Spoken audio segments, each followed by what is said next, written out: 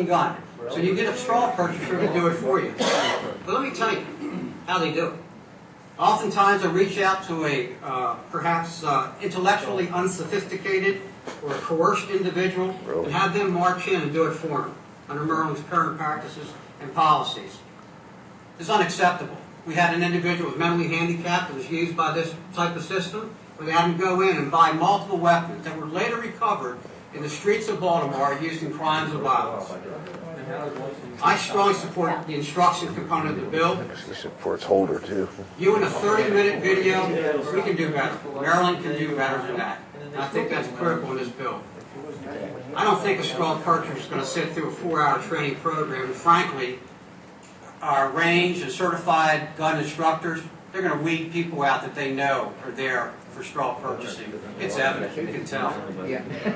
Certainly, the requirement to obtain proof that they complete a firearms training program is exceptional. Language in the bill detailing mental health disqualifiers is extraordinary. And certainly, we believe that the language for voluntary and involuntary commitment also is very valuable.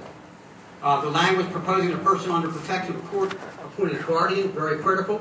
We get calls from people who are court-appointed guardians, and they're begging us to intervene because that family member is trying to get that weapon. Very important.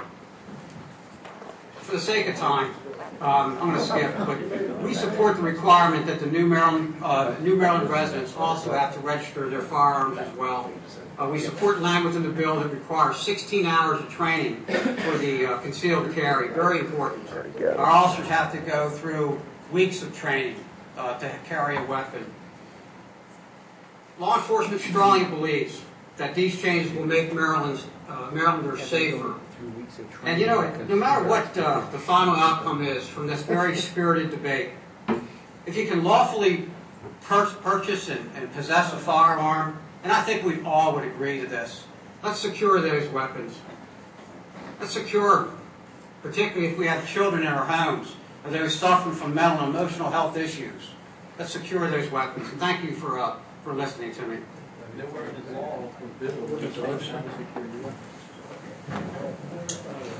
Mr. Chairman, committee members, thank you for the opportunity to testify today. Chief Johnson covered quite comprehensively many of the important provisions.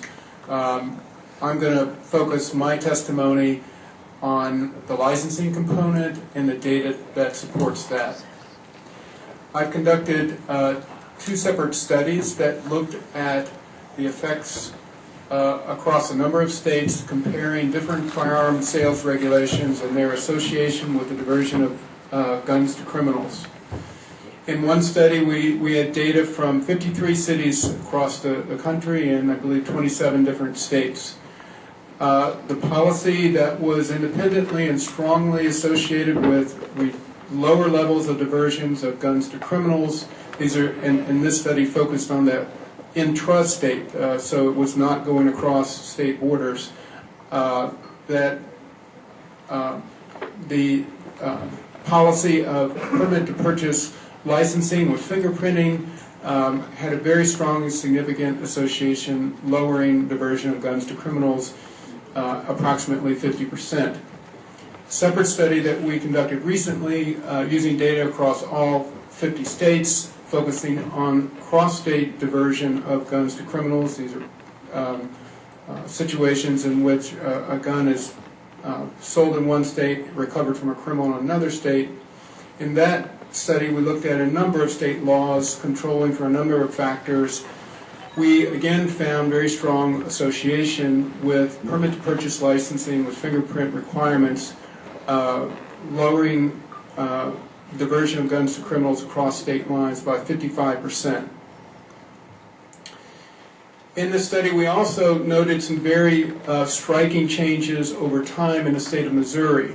Missouri, up until August 28th of 2007, had a licensing system much like what is being proposed for Maryland today.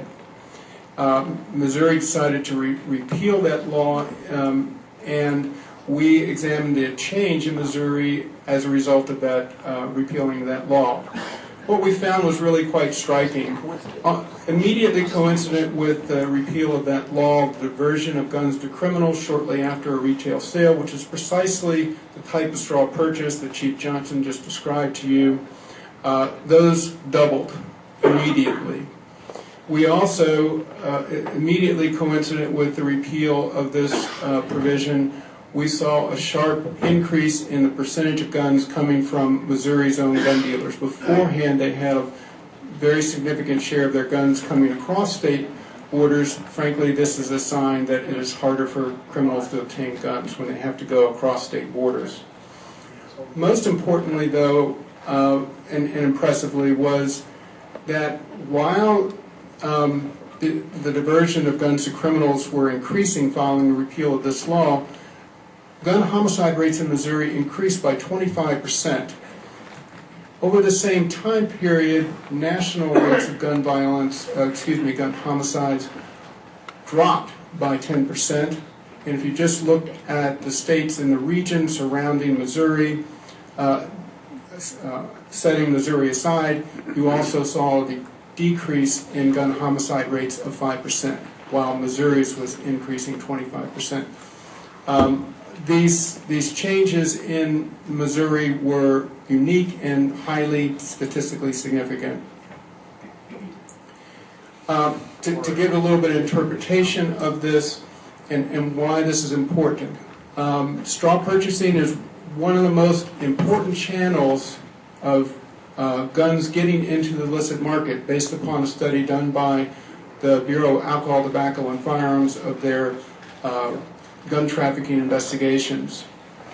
There was also an important study found that a General Accounting Office study in which they sent individuals in with bogus IDs to gun dealers in 6 separate states and tried to purchase firearms numerous times from numerous dealers across these states.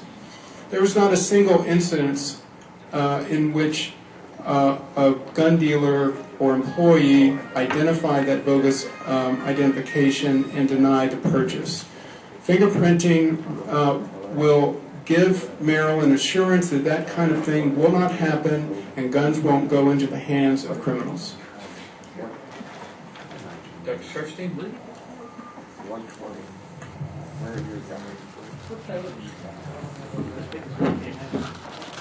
Thank you very much, Mr. Speaker, Chairman Valerio, Chairman Hammond, other members of the committee. I'm Josh Sharfstein, the Secretary of the Department of Health and Mental Hygiene. Very briefly, I certainly would agree that gun violence is a critical public health issue facing Maryland, not just in terms of the number of homicides, but also the many multiples of people who are injured severely. And then if you go out one circle beyond that, the many thousands of people whose lives are changed and destroyed in some cases when their loved ones are the victims of violence.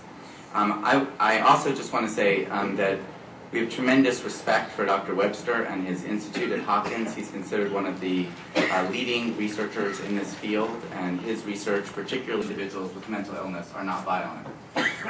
If you look at all violence, it's probable that the attributable amount for mental illness is about 5% or so. That's what the best studies show. So mental illness is not the whole problem of gun violence. It's probably a relatively small part. When you look at mass shootings, however, it's much greater, and probably about half of mass shootings are associated with a significant mental illness. And it is also true that certain conditions, particularly untreated, are associated with elevated risk of violence. So the goal is to be back in Annapolis to share with you some observations about this proposal and to congratulate you, as I've always congratulated other persons who've been so honored to serve in our government on important issues. Thank you, governors. Thank you, Police Chief and Dr. Sharfstein, for the support on this issue. I just wanted to share with you a couple of personal reasons why I feel we should continue to try to seek a solution with the tragedies that befall us, sadly, pretty much every day. I know that most of us, if not all of us, were shocked at Columbine, shocked at Arizona, terrified at Virginia Tech, obviously completely broken down with the Connecticut issue that all we know